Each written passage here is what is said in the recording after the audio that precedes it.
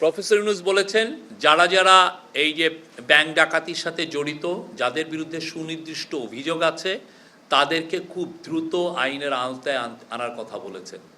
তারা যেন আইনের আওতার বাইরে না থাকে, যে করেই হোক তাদেরকে আইনের আওতায় আনার জন্য উনি এমফাসিস দিয়েছেন। উনি বলেছেন যে এটা খুব যারা এই কাজগুলো করছে তারা আসলে বাংলাদেশের সাধারণ মানুষের টাকাটা মেরে দিয়েছে। তো তাদেরকে যে করেই হোক, যারা যারা এখানে আছেন যে করে হোক তাদেরকে যেন আইনের আওতায় আনা হয়।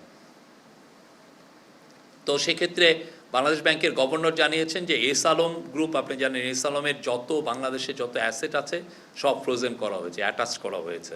12টি যারা অলিগার্ক বা বড় যারা এই ব্যাংকিং সিস্টেমের থেকে লুটপাটের সাথে যারা জড়িত বা বিদেশে টাকা নিয়ে গেছেন, এদেরকে আইডেন্টিফাই করা হয়েছে এবং